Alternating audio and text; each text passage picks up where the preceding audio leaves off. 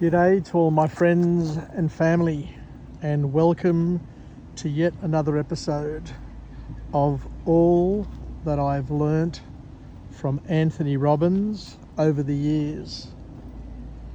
As I've mentioned time and time again, I have been fortunate in my life to have been to not one but three Anthony Robbins UPW experiences, Unleash the Power Within experiences, which are 4-day immersive seminars where you get to really do a deep dive on the things that make people tick and the things that make us tick as well. I've also read a couple of his initial breakthrough texts, Awaken the Giant Within and Unlimited Power, and I've also spent quite a bit of time listening to various interviews and tape series that Anthony Robbins put together in the early 90s called Personal Power.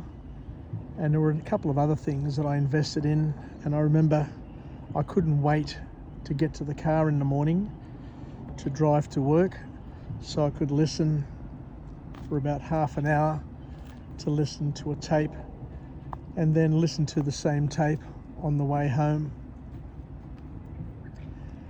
It was a time of my life when I was craving education. I just wanted to learn. I was so interested in building the capacity and the capabilities that I have. And even now, 30 years later, now that I'm 63, I still have a yearning for learning. I still love an opportunity to try and gather some morsels, to savor some things so that I can enjoy learning and helping me, what's the word I'm looking for? Helping me put a line through the dots and be able to gain a bit of perspective on my life and what's happening in the world, because history tends to repeat itself over and over again. We learned from Anthony Robbins that it doesn't necessarily repeat itself exactly the same, but it's pretty close, and the patterns enable us to figure out what's happening and to anticipate what's going to happen next.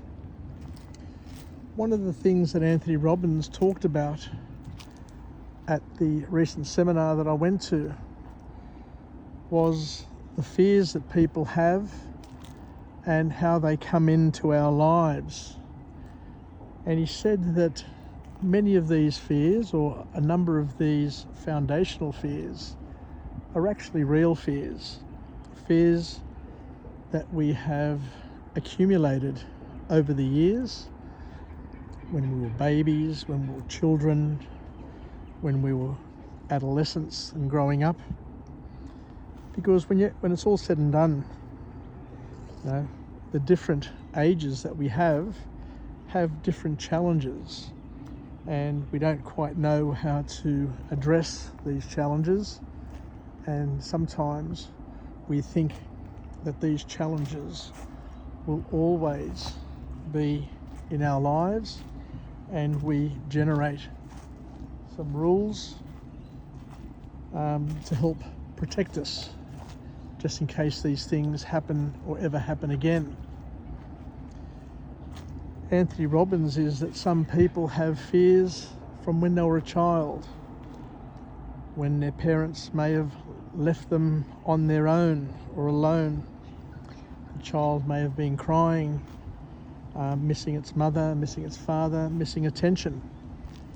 And that fear that happened way back when is a fear that continues to be part.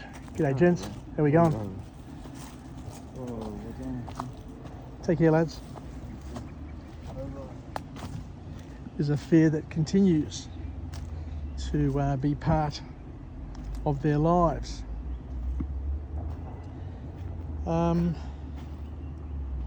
So these problems, these missed connections, these issues are things that we carry through our lives, rightly or wrongly, but there are things that happen over and over, and we need to try and then figure out at some point in our lives whether or not these fears serve us or don't serve us, and to try and do something about it, and to assess whether or not these things that have been holding us back, that have been eating away at us, that have been worrying us, are things that are useful.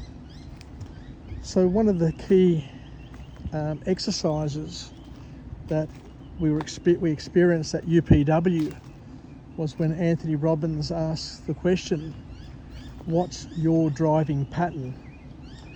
What are the things that drive you?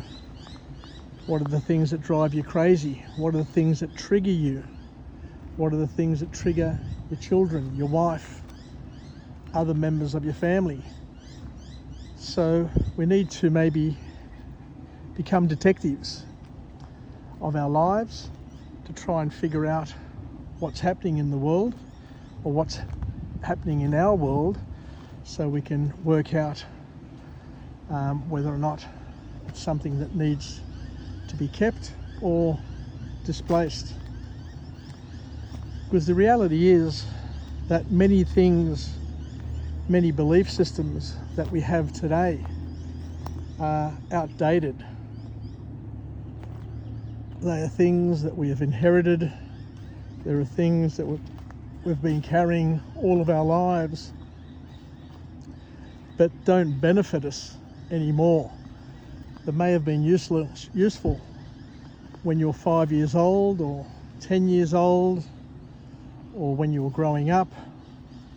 But now that you're 30, 40, 50, 63 in my case, they're not necessarily things that are going to be of benefit to you unless you jettison them and get rid of them. Anthony Robbins says something else which is really important as well, something that I hadn't quite appreciated, but he said that the fears that we have, the fears that we currently have, many of which will never leave us. These fears, a lot of them are programmed into us to help us survive, to keep us alive, to get us to our next birthday, to the next decade, to the next season of our lives.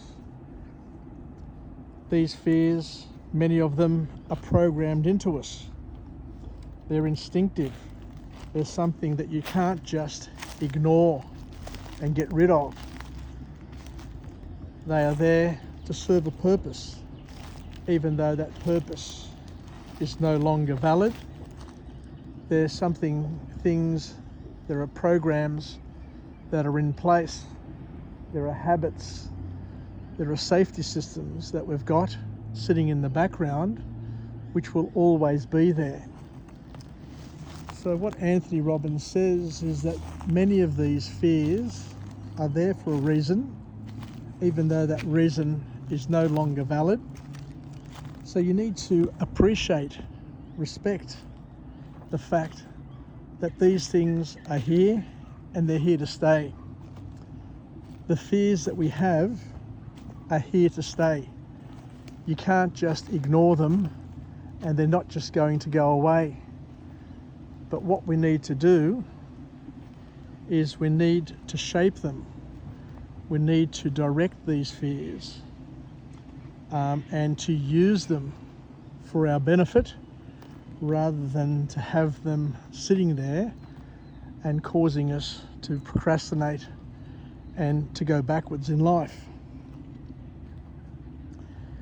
Anthony Robbins uses an example where he selects someone from the audience and he tells them to grab them by the wrist. And he says that if you fight fear, you'll end up breaking your wrist. When you fight it, when you fight life, it will end up breaking you sooner or later. If you ignore fear, fear will control you. It'll take you wherever it wants to go. And he says that what we need to do, the best solution for fear, is not to fight it, not to ignore it, but to align with it, just like they do in martial arts, but not all martial arts, but in a particular type of martial arts, which is called Aikido. You need to align with the fear and get it to work for you. You use the energy of that fear and you redirect it so that you use it to your benefit. And the bottom line, the key message, the key learning that Anthony Robbins gives us is that we need to learn to dance with fear. We need to learn to surf fear. When the wave's coming your way, you learn to surf the wave. You make the most of that energy, not fighting against it, not letting it take you wherever it wants to go, but you can cut back, go forward, and go under, over, or do whatever you have to do to get the longest, most productive run, most effective use of that wave, that fear that you can in your life.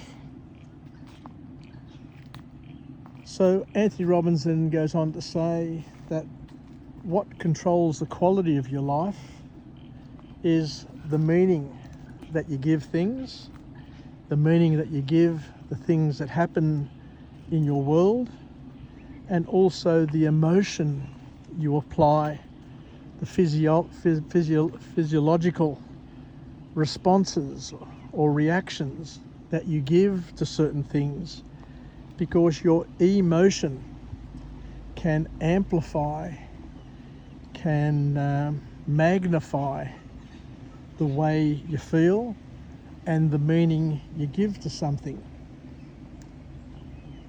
Because the human mind is very, very powerful, but once you understand how it works, you can use it to your advantage. Because the human mind, the human brain, does a number of things, and if left unguided, can destroy you. Because the human mind can do one of three things.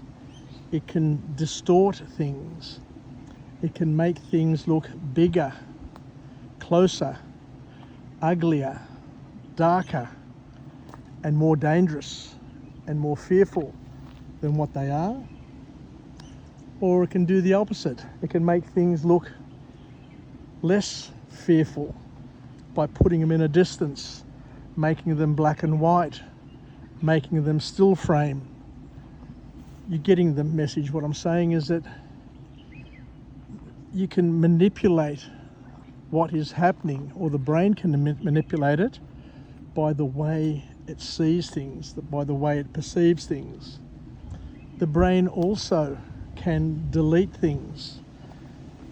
What we have are things called scotomas, and many times you'll miss things. There'll be things in front of your eyes. I've done exercises where they've got lines and lines of letters, or lines and lines of words and sentences, and they ask you to count the number of F's, for example. And you may go through it 10, 20 times, and you'll swear blind that you've counted all the F's. And then the class leader will tell you how many F's did you count. Some will say 5, others will say 5 as well, and then some may say 7 or 8. And you go, how did they come up with 7 or 8?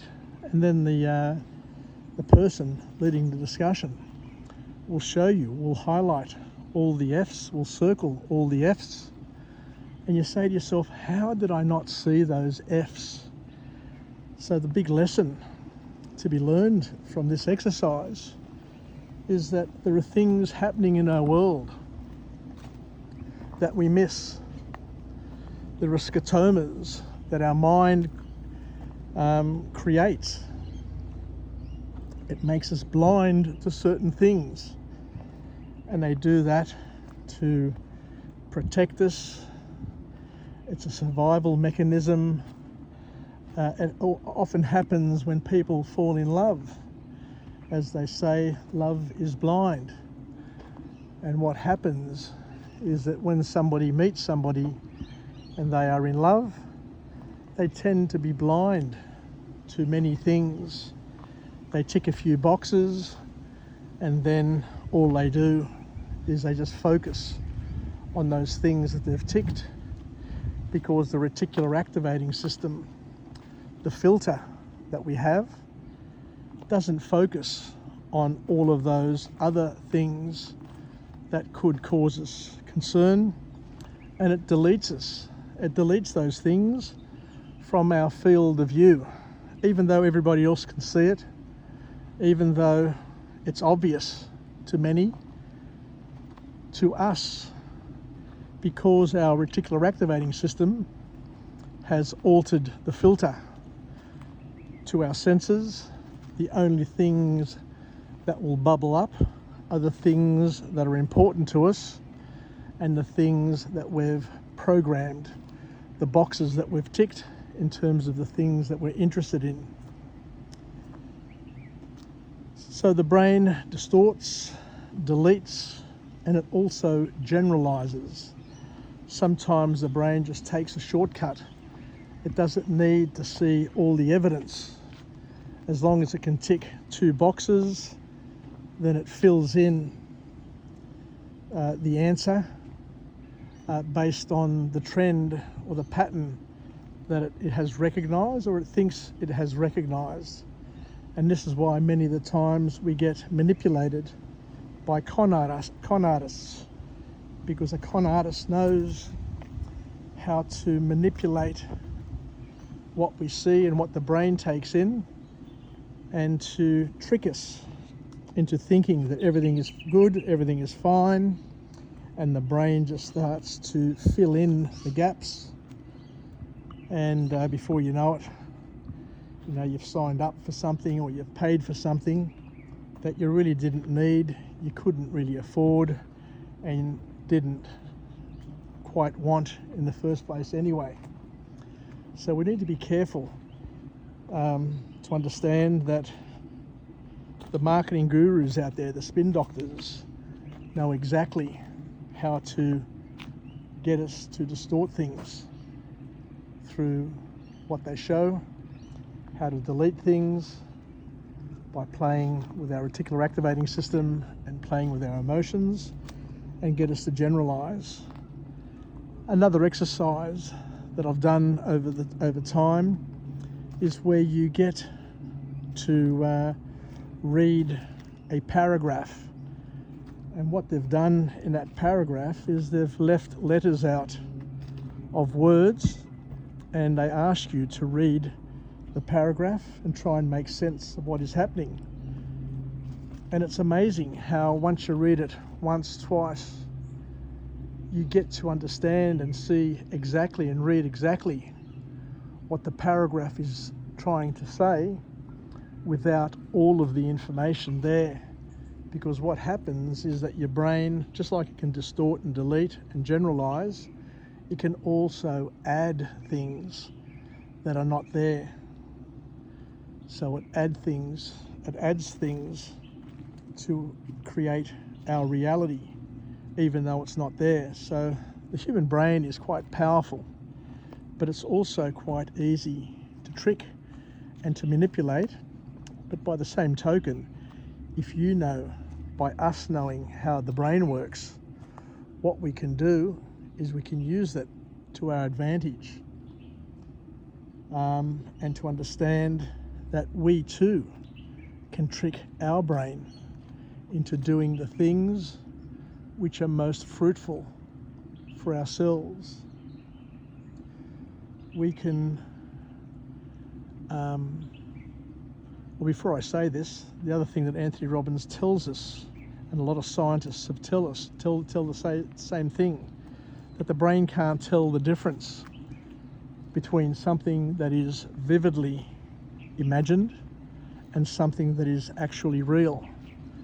So if you vividly imagine something with emotion, with technicolor, make it as big, as close, as fast and as exciting as you can, then there's no reason why you don't believe that that is real, or your brain will believe that it's real.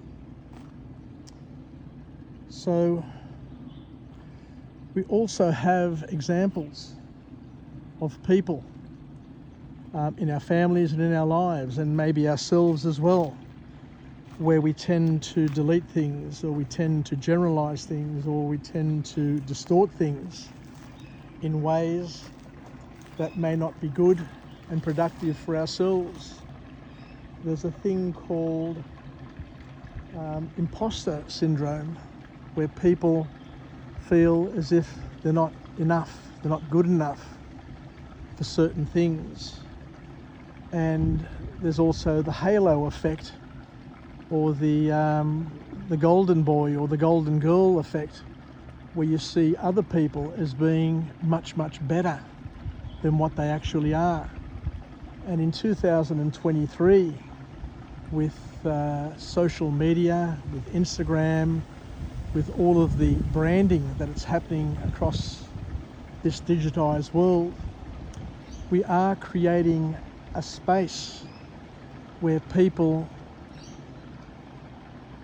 are using this spin doctor technique to make themselves look a lot more prettier, a lot more handsomer, a lot more interesting than what they actually are. And they do that knowing that through marketing, through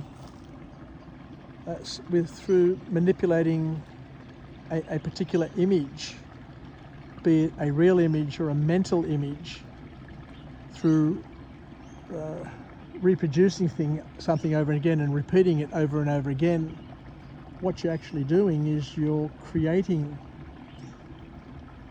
reality in other people's minds, which may not be actual and real, but something that you've been able to build through your creativity, as opposed to it being a true reflection of what's going on. So it's quite interesting to focus on how the brain works and how the brain doesn't work. And oftentimes as parents, we look back over our children and over our grandchildren's life, and they tell you that they can't do something, or they're scared of this and they're scared of that. And you know that the fear that they have, you know that the thing that they're saying isn't right. But no matter how hard you try to get them to believe that they are better than what they think they are, and that others aren't as good as what the children think that they are, it's just frustrating when you look back. But the call to action, of course, is to try and learn how our brains work and what the media and the marketing. So as we're saying, the media can manipulate how the mind sees things and how we assess and access reality. But Anthony Robbins also goes on to give us an example of some experiments that they've done. Some terrible experiments, but at the end of the day, there's some significant learning to come from this. So from a scientific perspective, they show that if you take a monkey and you attach it to some mechanical device and get the monkey to do that to its finger over and over again, if you do it, say 10,000 times, I think Anthony Robbins says, then the monkey will continue to do that movement because it gets ingrained in its brain. Because thinking is the sending of electrical pulses between two neurons.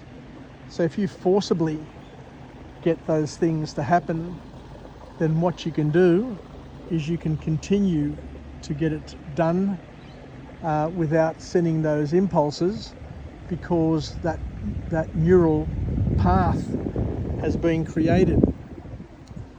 But he says that you can get the same outcome if you get the mechanical device, instead of doing it 10,000 times, to do it just 200 times, but at the same time to stimulate the pleasure part of the monkey's brain, so that it associates pleasure with that particular movement. So what we're saying is that we can manipulate the process by stimulating pleasure with a particular activity. And what that actually does is that it attaches emotion to motion, and you get it to be able to be repeated over and over again, because the neural pathway that is created each time you send a pulse, an electric pulse between two neurons, it makes a light engravement. It makes a light sort of mark. But if you attach pleasure or significant emotion to that activity, what happens is that the neural pathway gets deeper and deeper. And once it becomes deeper and deeper, it's a thing called conditioning. And once you're conditioned to do something, just like Pavlov's dog was. I remember when I was a young bloke sitting in a science class, and they taught us about Pavlov's dog, or Pavlov's dogs, where Pavlov would have a dog, he would ring a bell and feed the dog, and every day for a few months, I'd say, he'd ring a bell, then he'd feed the dog, and then he noticed, he observed that whenever he rang the bell, even though he didn't feed the dog would salivate. And this was Pavlov's breakthrough discovery, that you can condition people and animals to act in a certain way by attaching reward, by attaching pleasure or pain to certain activities, and then that becomes ingrained in the brain, and you can generate certain outcomes on call. So this is a big lesson on physiology, the physiological nature of human bodies, that you can use emotion with motion and with thought patterns to condition certain habits and patterns so that they can become automatic, but you can also condition certain things to break the cycle and break the pattern, and to associate massive pain with certain things so that you want to stop it immediately and not continue it. Because we've learnt time and time again, whatever you will focus on, you will feel, and it will feel real to you. At the end of the day, whatever you decide is real becomes real in your world. So the big lesson, once again, is that we need to control what we focus on, because focus creates feelings, and feelings create reality to an individual. Because what goes on in our head is something that has a big impact and a big control over how we behave. We respond based on what is going on in our head because, as we said, it's our reality. And for that reason, we need to be very, very careful and very deliberate and very considerate of what we do, what we think of, who we hang out with, and the language that we use, because the language that we use to describe what is going on is going to be our reality. And Anthony Robbins didn't quite touch on it as much at this UPW, but at the UPW that I went to in 94 and 95, he talked a lot about the habitual language that we have. And he says that whilst the English language may have hundreds of thousands of words, maybe 600,000 or 700,000 words, what he says is that most people have a much blander vocabulary of, say, a habitual vocabulary of I think he said about 200 or 300 words, and a typical sort of vocabulary of about 3,000 words. So what he said that most people in their lives use about 2,000 or 3,000 words to get by, with a focus on about 100 words for most of the things that they describe to themselves and to others, even though there are hundreds of thousands of words in the language that they could use to describe what is going on. And a typical book, I've forgotten the actual fact here, but I think that the Bible may have, is it 10,000 unique words? So if you read the Bible, or if you read Shakespeare, you'd probably get more words in those works than what most people would have in their typical vocabulary. The other key message is that our lifestyle is an expression of the language you choose to use and the stories that we use to describe what is going on in our lives right now, what has gone on in our lives in the past, and what we expect to go on in our lives in the future. The power of expectation. And we dream, we think, we remember, we ruminate, and all of these things are based on words. So the more richer your vocabulary, then the more accurately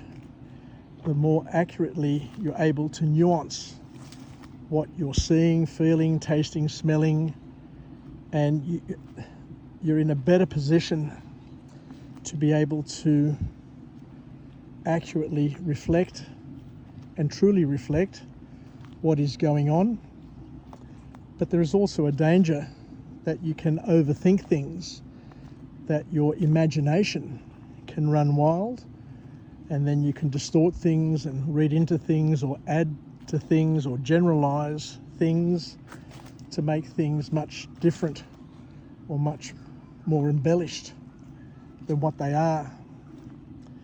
But at the end of the day, it's your life. If you want to embellish things and make things better, prettier, more fun than what they may be to somebody else, then it's your right to be able to do that.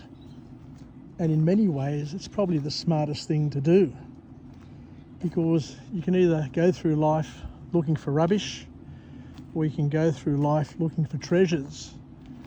And the people who are able to describe things as effectively as they can are the ones who are going to have the better experiences over time. So be careful to choose the right words.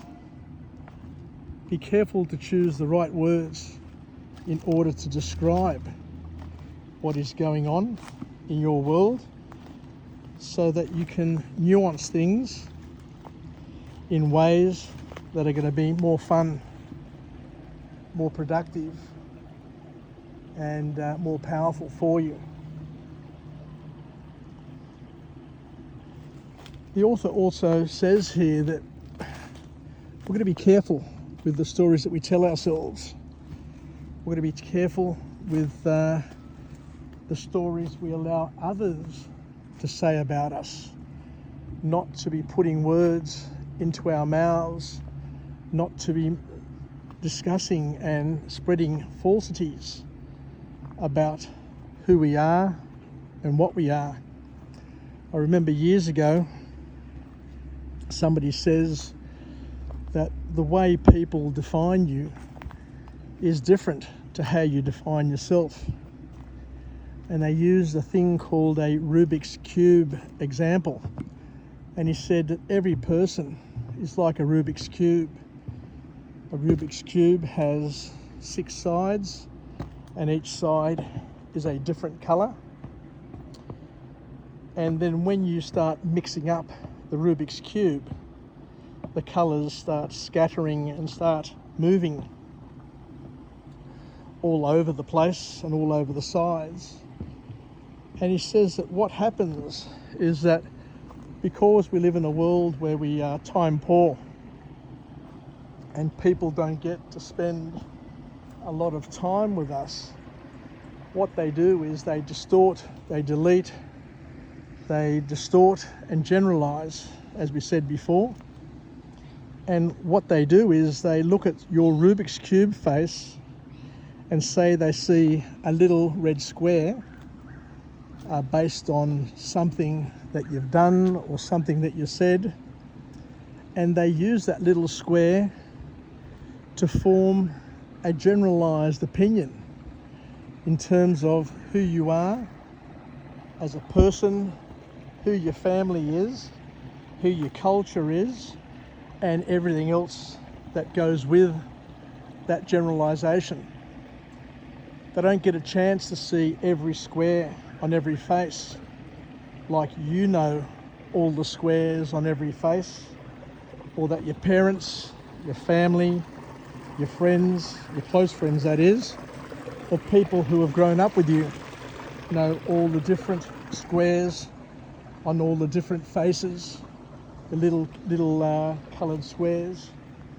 So they generalise and make up stories about who you are or who you represent, and these stories could be accurate, they could be inaccurate, they could create legend, they could make people look bigger and better than what they actually were, or they could make people into ogres and people into evil people.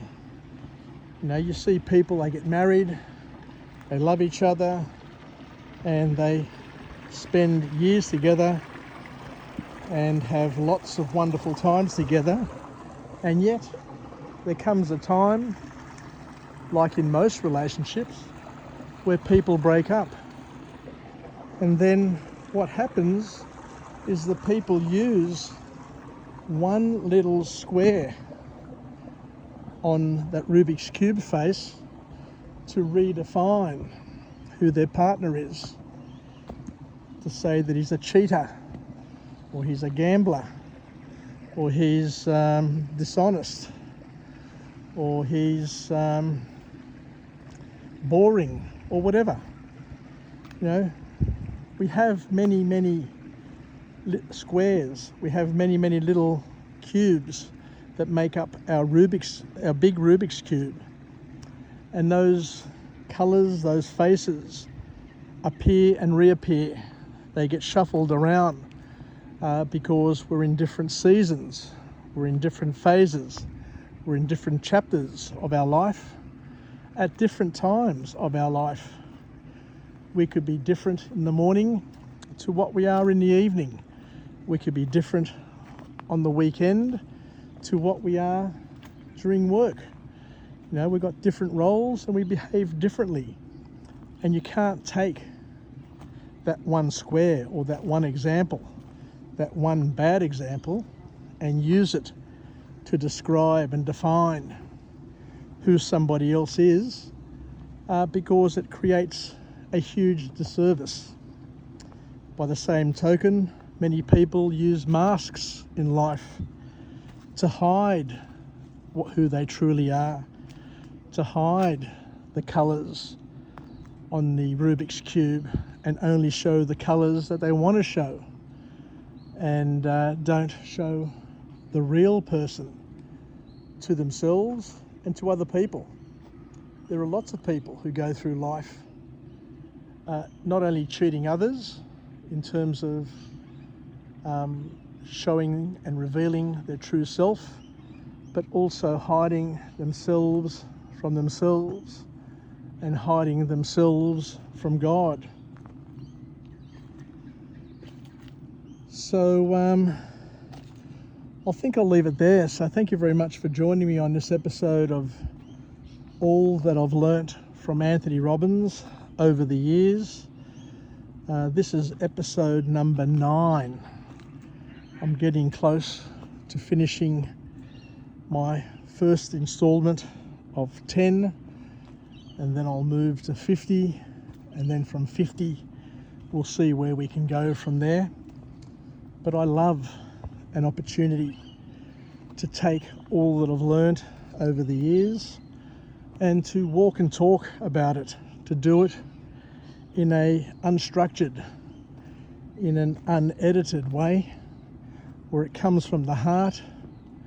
And as I say, I've read lots of books. Back in the 80s when I worked for IBM, I had a manager back then who was named Greg Gleason, who got me into reading. And the first book he gave me, and it was a performance review.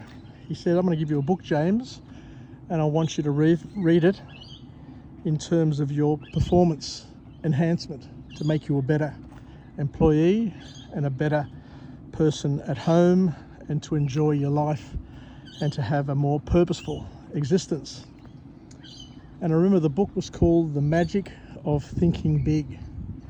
And I turned up to work and he'd asked me, James, have you started reading that book yet? And I'd come up with some bullshit excuse.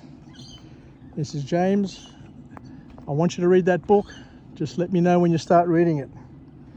And he'd ask and he'd ask and he'd ask. And then one day I picked up the book and I started reading. And I think I read it in maybe 1 or 2 sittings. It was just so interesting and just so matter of fact and so to the point. And it was exactly what I was looking for at that time of my life. And I must admit, it really got me started on my path to personal development, and since then I got to a point where in the late 80s, early 90s, when I was 30 years of age, I was reading a book a week, and I read some fantastic books. Steve Covey, Jim Rohn, Anthony Robbins, Dale Carnegie, and there are just many wonderful authors that I hooked into back in those days. And then I started listening to tapes. I started going to seminars. I remember going to the Steve Covey seminar in the 80s when I was working at IBM.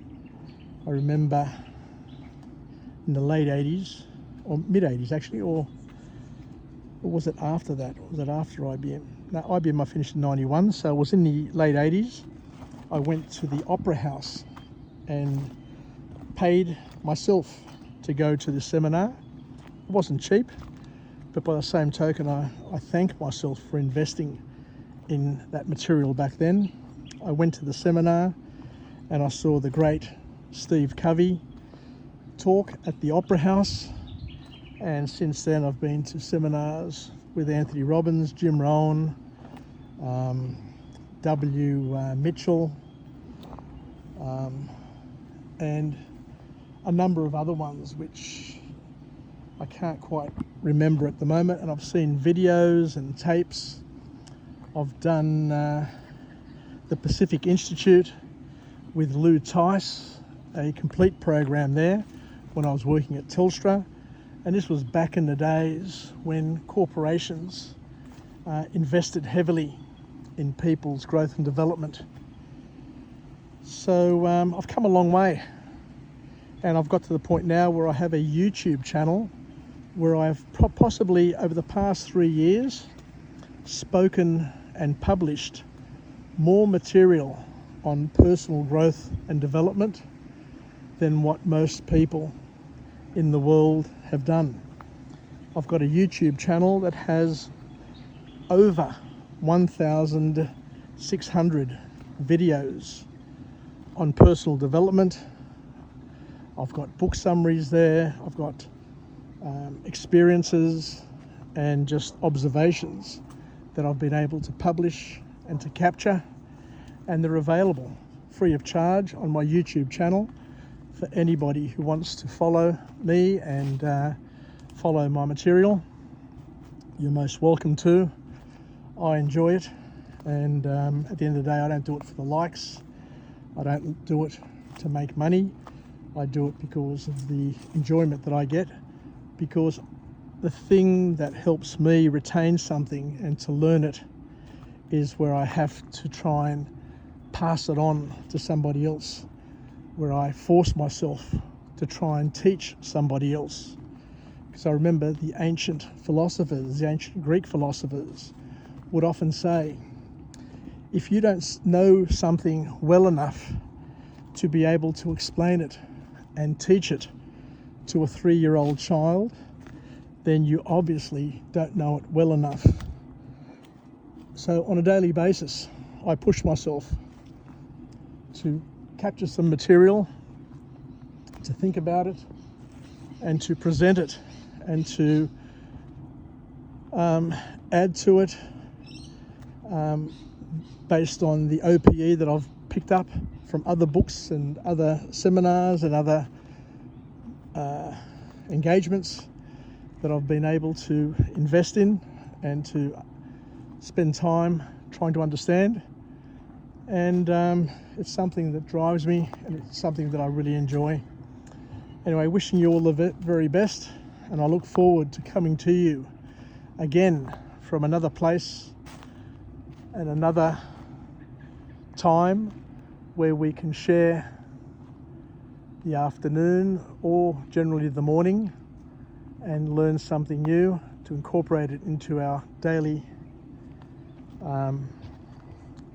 thoughts and practices so that we can live a better life. Yassas, take care, and we'll chat again soon. Bye for now.